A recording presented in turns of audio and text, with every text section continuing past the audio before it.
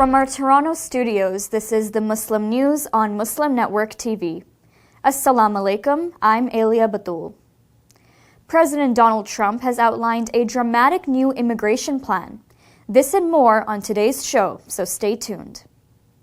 The Trump administration is facing sharp criticism for using Wednesday's shooting in Washington to justify sweeping action against Afghan immigrants. The suspect, Rahmanullah Lakanwal, entered the U.S. in 2021 under Operation Allies Welcome and later received asylum. Soon after the attack, President Donald Trump called for re-examining every Afghan who entered under Biden. He also ordered immigration authorities to stop processing Afghan applications. Rights groups say Trump is punishing an entire community for one man's actions. Advocacy organization Afghan Evac urged leaders and the media not to generalize. They are warning that the rhetoric could deepen hostility towards Afghan refugees, Muslims, and other immigrants. In a video statement, Trump described Afghanistan as hellhole on earth and demanded the removal of those he claims do not benefit the country.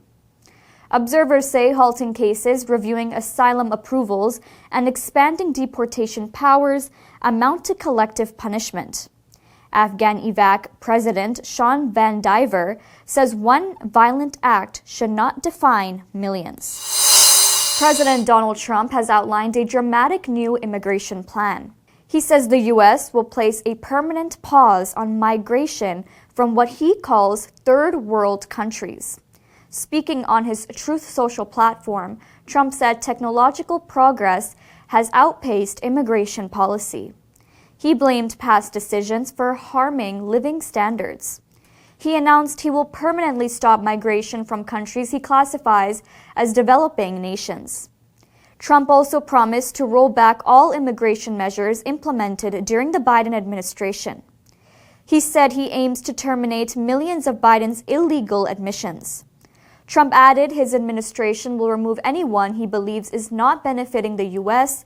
or is unwilling to, in his words, love the country. A Republican senator is under heavy criticism after calling for a ban and mass deportation of Muslim immigrants, following the shooting of two National Guard members in Washington.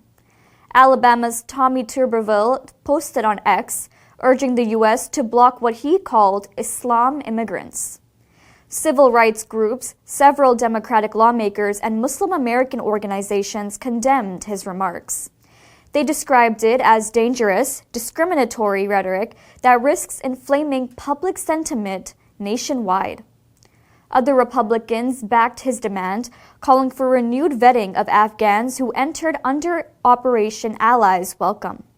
The program was designed to resettle those who assisted the U.S. during the Afghanistan war.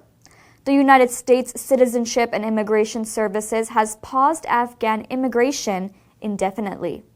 Trump has ordered reviews of refugee cases and deployed an additional 500 troops to the capital. 20 states and Washington have sued the federal government, challenging changes to national homelessness funding. They say the U.S. Department of Housing and Urban Development rewrote key housing rules without legal backing. The lawsuit targets new guidelines for the $3.6 billion Continuum of Care program. Under the plan, funding for permanent housing renewals would fall to about 30%, down from nearly 87%. States say this move abandons the Housing First model, which has guided policy for almost 20 years. They also oppose a requirement that grant recipients certify sex only as binary. Lawyers argue Congress never approved such conditions and that the agency bypassed required public review. Officials warn as many as 170,000 people who exited homelessness could lose support. The states are asking the court to restore the previous framework while the case proceeds. President Donald Trump says South Africa will not be invited to next year's G20 summit in Miami. His announcement on Truth Social accused Pretoria of discriminating against white citizens, a claim South Africa and available crime data dispute.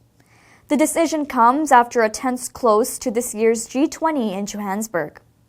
South Africa rejected the U.S.'s attempt to send an embassy official to take the ceremonial gavel instead of Trump himself. Trump also declared all U.S. payments and subsidies to South Africa will stop, deepening an already strained relationship. His administration has granted refugee status to dozens of white South Africans while tightening admission for others. Analysts note killings of white farmers represent less than 1% of the country's annual murder toll. President Cyril Ramaphosa has dismissed Trump's genocide allegation. South Africa's strong public support for Palestine and its decision to join genocide proceedings at the International Court of Justice have further fueled Trump's hostility. Florida Senate candidate Jake Lang is suing Dearborn, Michigan for $200 million. The city has one of the largest Muslim communities in the United States. Lang claims police, the mayor, and the city council failed to protect him during an anti-Islam protest last week. He says he was pepper sprayed, punched, and hit with food. Lang has threatened to burn a Quran at the rally. Video from CBS Detroit shows shouting, pushing, and Lang waving bacon at counter-protesters. Both groups clashed for several minutes. The protest was sparked by false claims from Republican candidate Anthony Hudson, who said Dearborn was under Sharia law. He later withdrew the statement. Local Muslim leaders say violence was fueled by misinformation and hate. Michigan Secretary of State Jocelyn Benson praised the community for staying united. She said attempts to divide the city failed.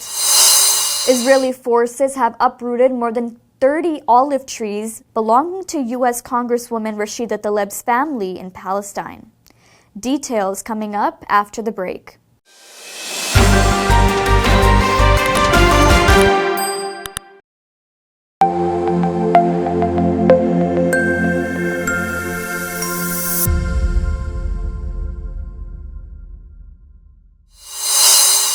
U.S. Congresswoman Rashida Tlaib, a Palestinian-origin American politician, says Israeli forces have uprooted more than 30 olive trees belonging to her family in Palestine.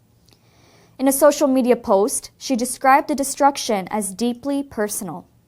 She said her mother planted one of the trees as a child and that each branch represented family history, memory, and identity. Tlaib wrote the trees were part of her grandparents' home, where generations gathered, harvested olives, and produced oil.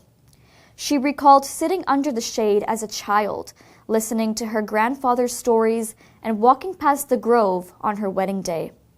Now she says her sons may never touch what their ancestors once tended. The Congresswoman has been one of the most outspoken voices for Palestinian rights in Washington. She says no act of demolition can sever her family's connection to the land. Israel has released 5 Palestinians from Gaza after holding them for months in what Palestinian groups call illegal detention. The International Committee of the Red Cross transferred the group to Al-Aqsa Martyrs Hospital for medical checks. Among them is 24-year-old nurse Tasneem Al-Hams, whose father, senior doctor Marwan Al-Hams, is still held by Israel. He was taken in July during a medical mission in Rafah.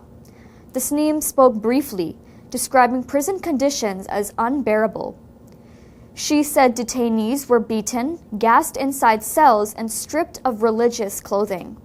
She fought back tears, saying she still has no news of her father and wants him freed. Nearly 2,000 Palestinians were released last month under a ceasefire and prisoners swap, many returning weak and reporting torture and starvation.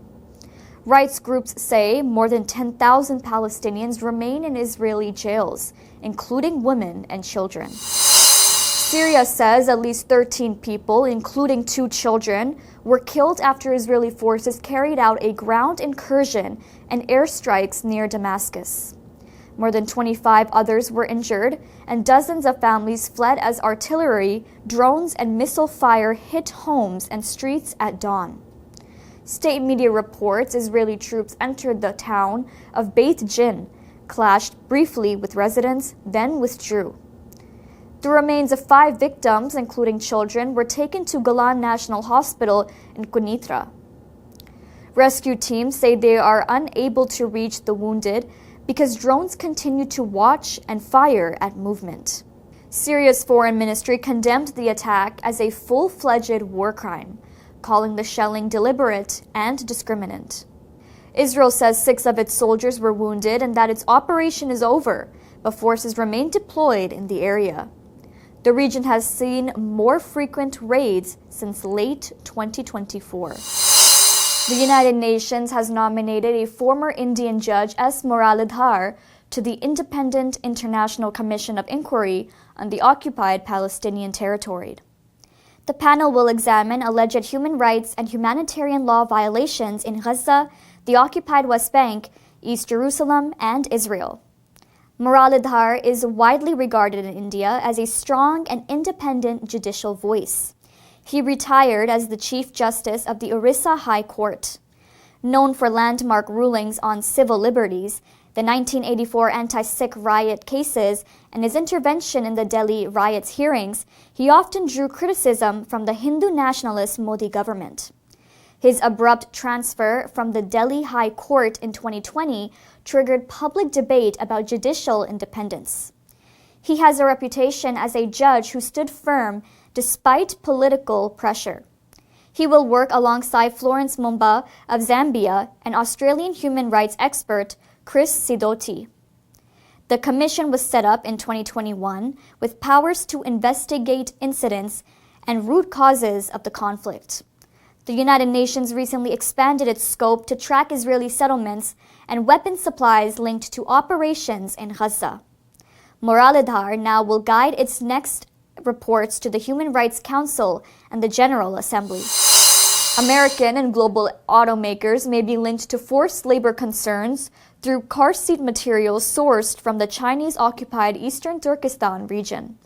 The firm Wuhan Boki Technology, a major supplier of interior fabrics to U.S., European, and Japanese car brands, is partly owned by Wuhan Yudahua Textile and Garment Group. Investigators say Yudahua's supply network connects to cotton and fabric originating from eastern Turkestan, officially known as Xinjiang. U.S. law bans goods sourced from the region as they are tied to forced labor under the Uyghur Forced Labor Prevention Act. Records show Yudahua and its subsidiaries received Xinjiang cotton transport subsidies in 2019 and 2020. One subsidiary also owns a Xinjiang-based raw material procurer located inside an industrial zone flagged for high UFLPA risk.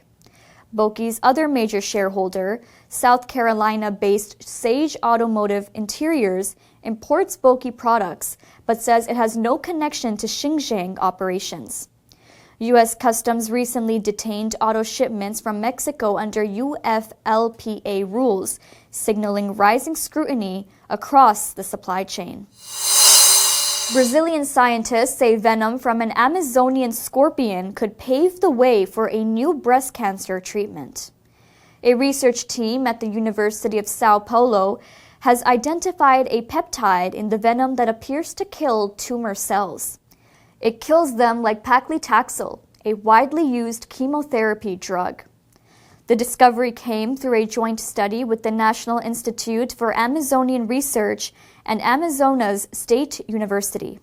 In the lab, the peptide triggered necrosis in cancer cells, a form of cell death also linked to venom found in other scorpion species.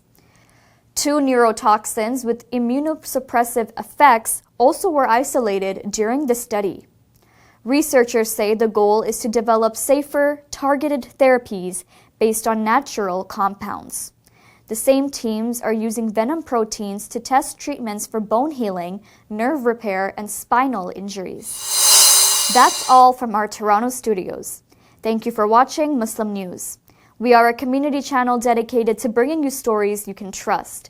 Please like, share, and subscribe to our content. You can also comment to let us know what you think of our coverage. You can donate now by visiting muslimnetwork.tv/donate. For more content, keep watching Muslim Network TV. Salam.